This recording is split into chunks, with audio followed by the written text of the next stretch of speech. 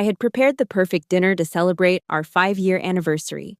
Candle-lit table, his favorite wine. A cake that read, "Forever." But the man I'd trusted with everything had prepared something else entirely. Breakup papers. 5 weeks later, I was the one signing documents. Takeover papers for the company he'd spent his entire life building. This wasn't some childish revenge plot. This was a cold symphony of calculated destruction. And he was about to face every consequence. Laura Mitchell had built Vantage Core from nothing. At 35, I'd poured 5 years of my life into this Chicago-based startup, working 18-hour days alongside Ethan Reynolds, my co-founder, and the man I thought I'd marry. As communications director, I'd crafted every press release, negotiated every partnership deal, and watched our company grow from a cramped apartment office to a legitimate player in the logistics tech space. The anniversary dinner was supposed to be our celebration, not just of us, but of everything we'd accomplished together. I'd spent hours preparing Ethan's favorite meal, selecting the wine we'd shared on our first date, even ordering a custom cake with "Forever" scripted in gold frosting. The dining room glowed with soft candlelight, and I'd worn the black dress he'd bought me last Christmas. But when Ethan walked through the door at 8:30, he wasn't carrying flowers or wearing the smile I'd expected. His face was stone-cold serious, and he was clutching a manila folder like a shield. "We need to talk," he said, setting the folder on the table next to my carefully arranged place settings. I watched him pour himself a glass of wine, not the anniversary bottle, but a cheap red from the kitchen counter. He didn't offer me any. "I've been thinking about us," he continued, his voice clinical and detached. "About the company, about where we're heading." The words hit me like ice water. "Ethan, what are you talking about? You don't have the drive anymore, Laura. For the company. Or for us." I stared at him, my mind reeling. "What?" He slid the folder across the table. Inside were 2 documents, a formal breakup letter, typed, printed, and dated, and a buyout agreement for my company shares.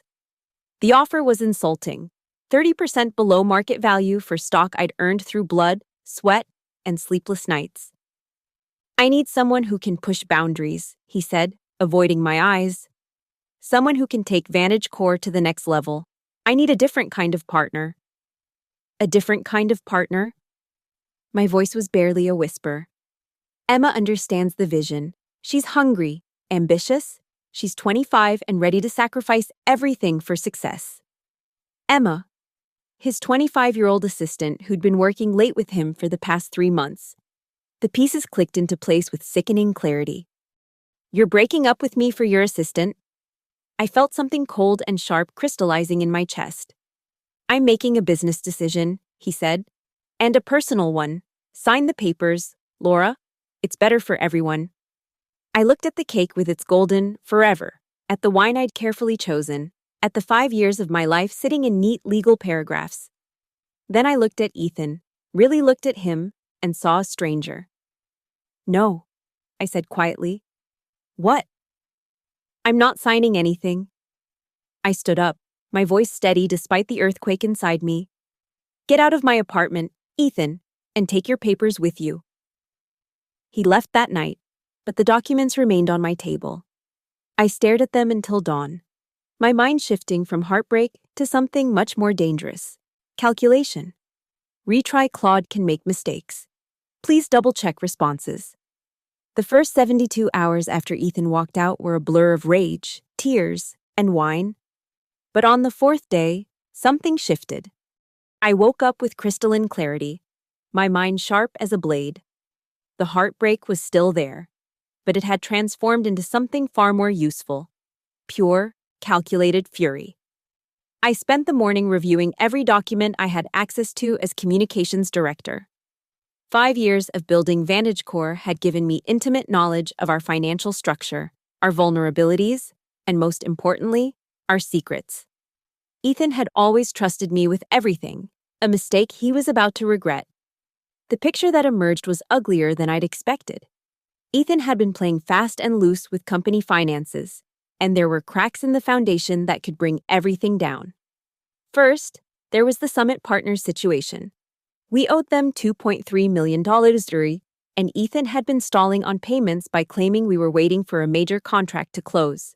But I knew the truth. That contract was built on promises we couldn't keep.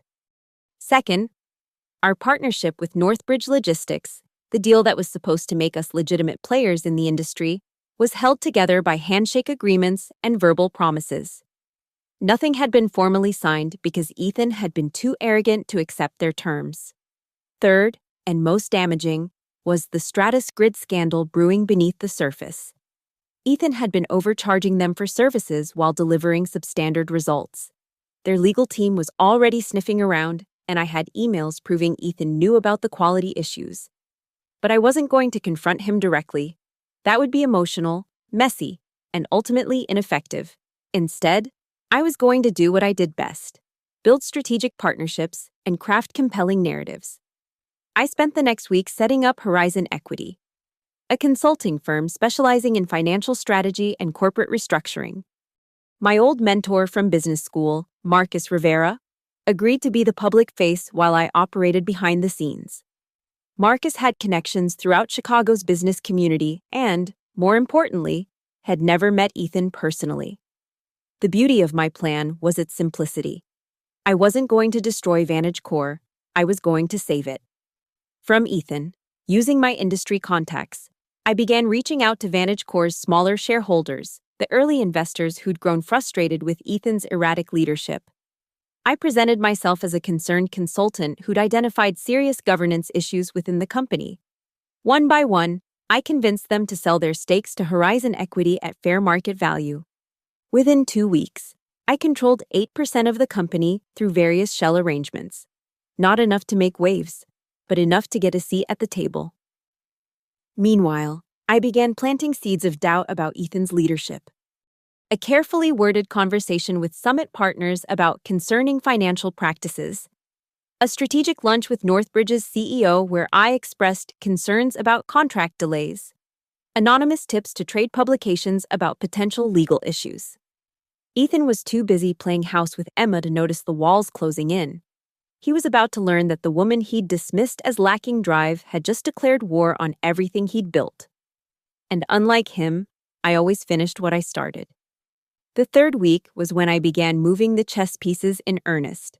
Operating through Horizon Equity, I systematically dismantled Ethan's carefully constructed business empire, one relationship at a time. My first target was Summit Partners. I arranged for Marcus to have a casual lunch with their senior partner, David Walsh. During their conversation, Marcus mentioned troubling inconsistencies in Vantage Core's financial reporting and questioned whether Ethan had been transparent about the company's true cash flow situation. He didn't make any direct accusations, just asked the right questions and let Walsh's paranoia do the rest. Within days, Summit Partners demanded a full financial audit. Ethan scrambled to explain the discrepancies, but his explanations only raised more red flags. The pressure was mounting, and I could see the stress etched across his face during our awkward encounters in the office hallways. Next, I targeted Northbridge Logistics. Their CEO, Patricia Hayes, had been growing impatient with Ethan's constant delays on contract finalization. Through a mutual contact, I arranged to sit next to her at a Chicago Business Council dinner. Over wine, I casually mentioned that I'd heard concerning rumors about Vantage Core's reliability and suggested she might want to explore backup options. Patricia didn't waste time. She immediately began negotiating with our competitors while putting pressure on Ethan to finalize terms that were increasingly unfavorable to us. The deal that was supposed to be our salvation was becoming our potential downfall. Meanwhile, I continued accumulating shares through various fronts. A pension fund here, a frustrated angel investor there. Each transaction was small enough to avoid triggering disclosure requirements, but collectively, they were building towards something significant. By week 4, Horizon Equity controlled 18% of Vantage Core, making me the largest minority shareholder. The Stratus Grid situation exploded exactly as I'd predicted. Their legal team filed a formal complaint about service quality, demanding either significant improvements or contract termination with penalties. Ethan was forced to assign Emma to handle the crisis. And watching her fumble through technical negotiations she didn't understand was almost satisfying enough to be worth the price of admission. But the real masterpiece was the board meeting I orchestrated. Using my new shareholder position, I requested a special session to address governance concerns and strategic direction. The other board members, already nervous about Summit Partners' audit and the Northbridge delays, eagerly agreed. Ethan had no idea what was coming. He'd been so focused on his personal drama with Emma that he'd completely missed the financial and legal storm gathering around him. I watched him struggle through increasingly hostile board calls, saw him working later and later nights trying to patch the holes in his sinking ship.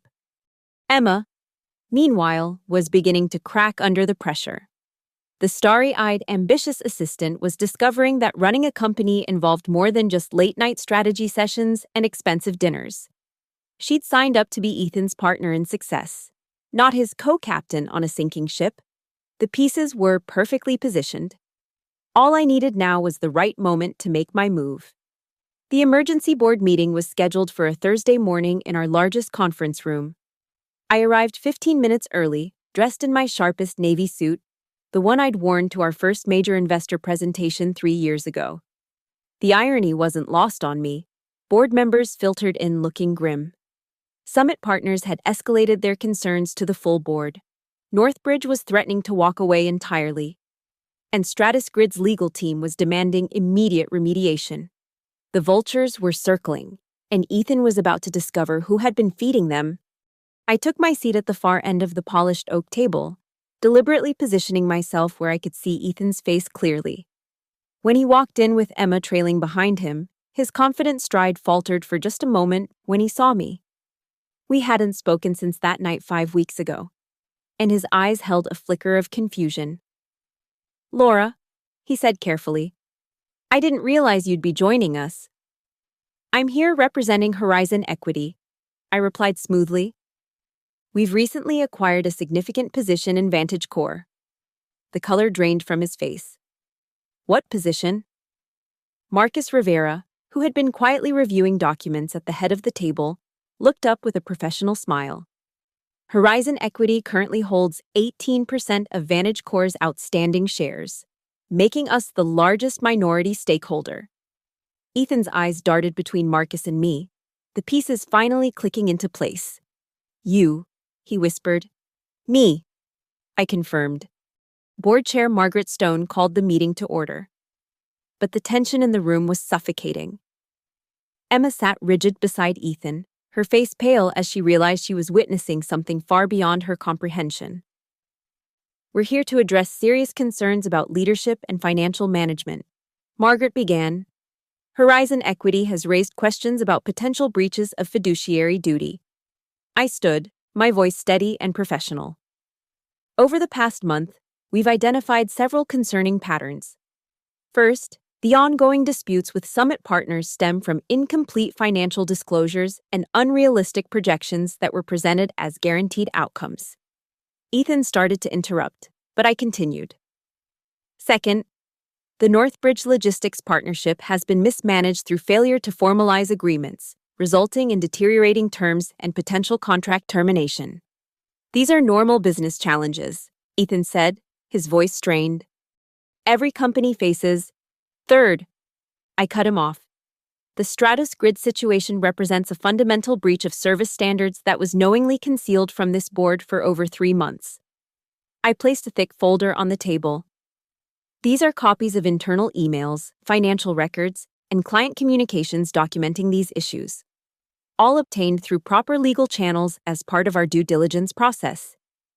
Margaret opened the folder, her expression growing darker as she scanned the documents. Other board members leaned in, their faces reflecting mounting concern. "The pattern is clear," I continued. "Current leadership has prioritized short-term personal interests over long-term company stability. Under the terms of our corporate charter, specifically Section 4.2 regarding removal of executive officers, I'm calling for an immediate vote of no confidence in the current CEO." The room fell silent. Ethan stared at me with something between rage and disbelief. "You can't be serious."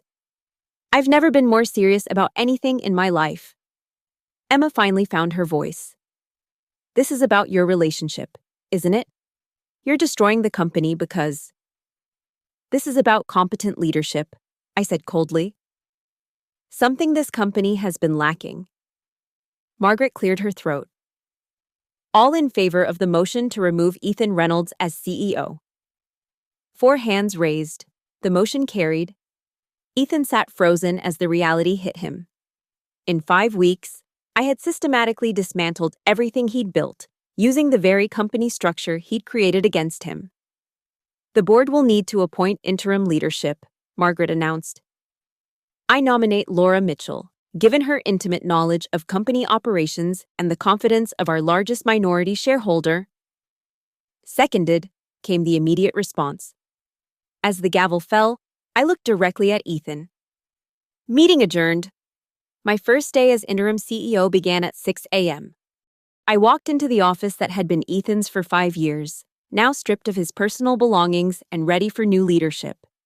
The irony of sitting in his chair, using his computer, signing documents with his former title wasn't lost on me. But I didn't have time to savor it. I had a company to save. The first order of business was damage control. Summit Partners had scheduled a conference call for 8 a.m., and I knew they were ready to pull their funding entirely. I spent the early morning reviewing every financial document, preparing talking points that would convince them to stay. When David Walsh's voice crackled through the speakerphone, his tone was ice cold. Ms. Mitchell, we need immediate assurance that Vantage Corp can meet its obligations. Mr.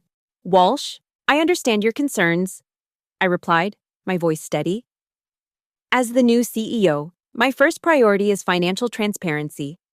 I'm prepared to provide you with a complete restructuring plan that addresses every issue you've raised. I spent the next hour walking him through a comprehensive recovery strategy I'd been developing for weeks. New quality control measures, revised financial projections, and a timeline for debt reduction that was aggressive but achievable. By the end of the call, Summit Partners had agreed to extend our payment schedule and maintain their investment. Next came Northbridge Logistics. Patricia Hayes had been burned by Ethan's delays and broken promises, but she'd also invested significant time in potential partnership discussions.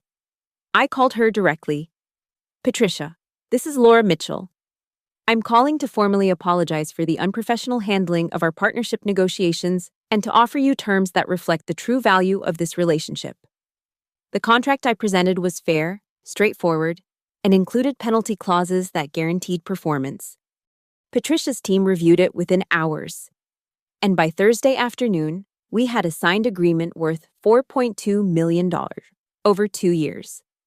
Emma lasted exactly 3 days under my leadership. I didn't fire her. I simply reassigned her to administrative duties that matched her actual qualifications. She submitted her resignation on Friday, citing fundamental disagreements with company direction. I accepted it immediately. The Stratus Grid situation required more delicate handling. Their legal team was preparing a lawsuit that could have cost us millions. I arranged a face-to-face meeting with their executives, bringing along technical documentation that proved we could deliver the quality they'd been promised. We made mistakes under previous leadership, I told them honestly. But I'm prepared to make this right with immediate service improvements and a 20% credit on your next contract. They agreed to mediation instead of litigation, saving us both time and money. By week 2 of my tenure, the company's stock price had stabilized, and we'd secured 2 new client contracts worth $6.8 million. The board members who had been panicking just weeks earlier were now praising my decisive leadership and strategic vision. That's when Ethan finally requested a meeting. He appeared in my office doorway on a Tuesday morning, looking haggard and defeated. The confident entrepreneur who dismissed me as lacking drive was now the one begging for a conversation. Laura, please, can we talk? I looked up from my laptop, where I'd been reviewing quarterly projections that were finally trending positive. I'm quite busy. Ethan, if you have business to discuss, you can schedule an appointment through my assistant. This is about business, about us, about everything we built together. I leaned back in my chair, his former chair, and studied the man who'd once been my partner in every sense of the word. There is no us, Ethan. There's no together. You made that very clear 5 weeks ago. I made a mistake. You made a choice, I interrupted. You chose to throw away 5 years of partnership for a 25-year-old assistant. You chose to try to buy me out with insulting terms. You chose to underestimate me. He stepped closer to my desk, desperation creeping into his voice. I can fix this. We can work together again. I know I hurt you. But you took 5 years of my life in one evening, I said, my voice cold as winter. I only needed 5 weeks to take everything you spent your entire life building. The words hung in the air between us like a death sentence. Ethan's face crumpled as the full weight of his losses hit him.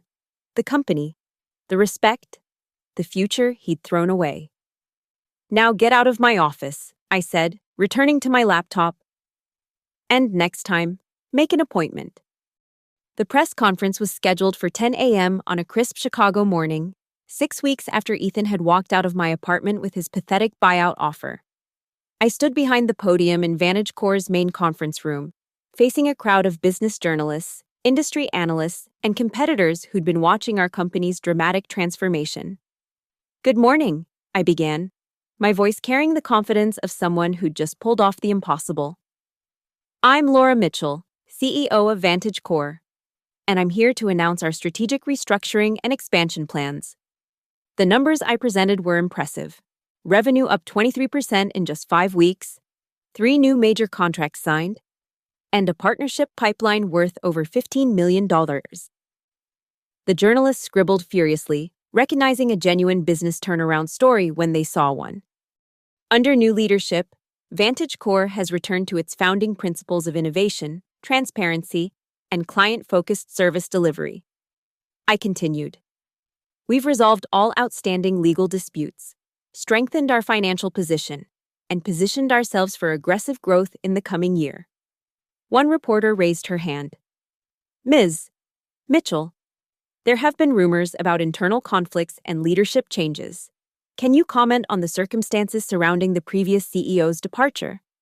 I smiled coolly. Personnel changes are a normal part of business evolution. Our board made decisions based on what was best for the company's long-term success.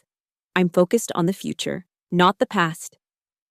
What I didn't mention was that Ethan had been forced to sell his remaining shares to cover personal debts, or that Emma had taken a junior position at one of our competitors for half the salary she'd been making here. Some victories didn't need to be announced publicly. After the press conference, I returned to my office, and looked out at the Chicago skyline. The city that had watched me build this company from nothing was now witnessing my complete conquest of it. In 6 weeks, I'd gone from heartbroken ex-girlfriend to CEO of a thriving corporation. My phone buzzed with a text from an unknown number.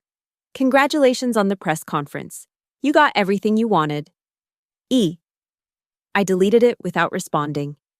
That evening, I hosted a celebration dinner for the team that had helped make this turnaround possible.